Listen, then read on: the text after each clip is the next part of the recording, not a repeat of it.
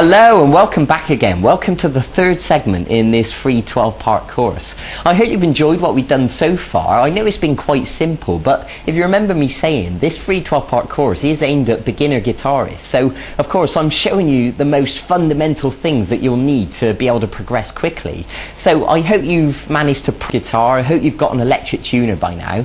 I hope you've practiced playing that little rock and roll riff that we learned a few days ago. And today I'm going to teach you how to play chords.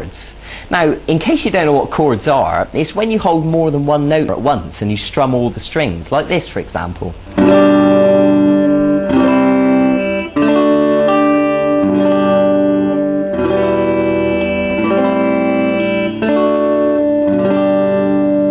So that was just a few examples of some different chords, and of course the more chords you know, the more flexibility you're going to have to be able to play a variety of different songs. So I think it goes without saying that it's better to learn as many chords as possible, and then you really have got the ability to play more things. And especially if you're the sort of person who enjoys singing as well as playing, then chords are going to be brilliant for you because you'll be able to strum them whilst you sing over the top and it'll sound fantastic.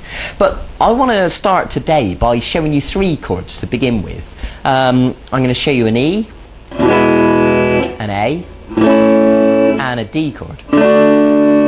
And these three are what I consider to be the most useful, the most widely used chords. So once you know them, you'll find that they crop up in lots of songs. So it's important that you get to know them right from the start. And then of course, as we progress, you'll learn more and more chords, and you know, we can go from there. But let's start simple. So I want to begin by showing you the E chord.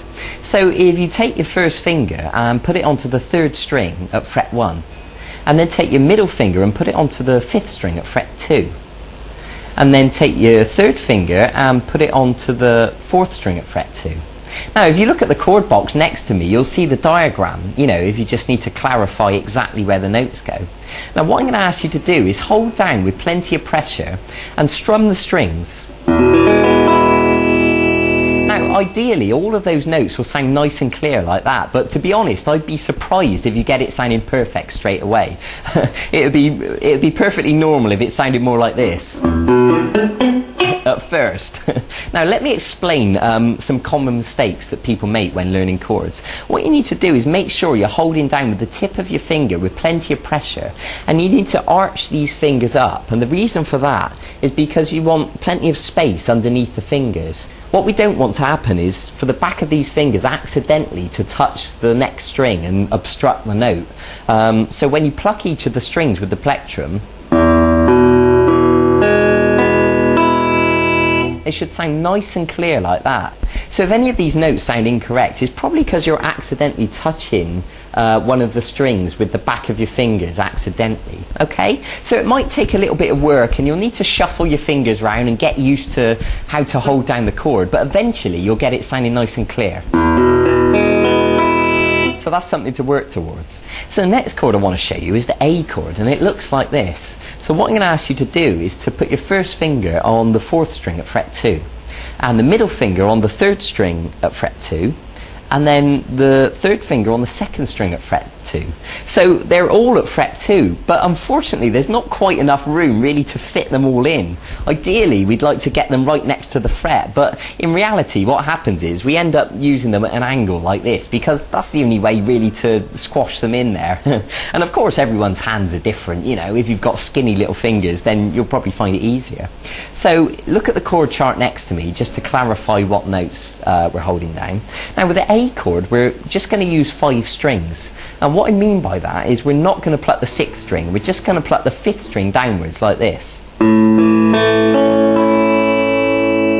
Okay, now of course, like I said before, it would be unusual if you got it sounding perfect straight away. You know, what usually happens, the back of this finger on an A chord accidentally touches the first string. So what I want you to do is make sure that the first string is open correctly as it should be.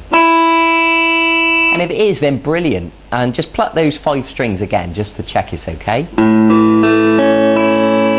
Okay, good. So now let's move on to the third chord I'm going to show you, which is the D chord.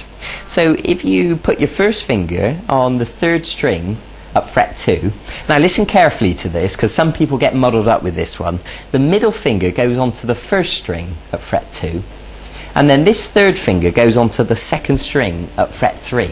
Okay? Now the same thing applies, you know, arch these fingers up, hold down with plenty of pressure, and with the D chord we're just going to strum 4 strings. And what I mean is we're not going to pluck these 2 top strings. So 4, 3, 2, 1. Okay, so what I'd like you to do now is to stop the video and practice each one of these chords. The E chord with all the strings, the A chord with 5 strings, and the D chord with just 4 strings. And of course, with this video, you also downloaded a PDF document, and you can print that out, and it's got the diagrams there for you, so you can look at them next to you, so you don't have to keep rewinding the video, and practice them and get them sounding nice and clear.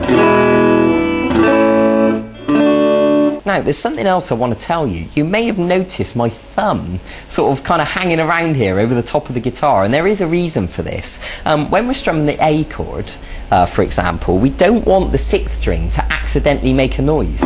So what I'm doing is gently touching it just a little bit with the thumb, and that's enough just to mute the note, so it stops the 6th string from accidentally making a noise. And then when you strum all the 5 strings, then you know you're only just getting the correct notes that you want.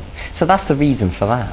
So what you can do once you've learned these chords is put them into a bit of a sequence. For example, you could play the A chord 4 times, and then you could play the D chord, back to the A, and then the E chord, and then you can do that again.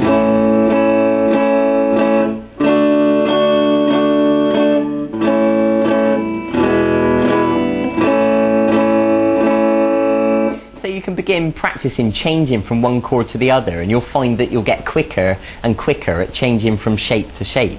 Good! So that is a brilliant place to begin with chords. So I suggest you go and practice that now. Go and get on with it.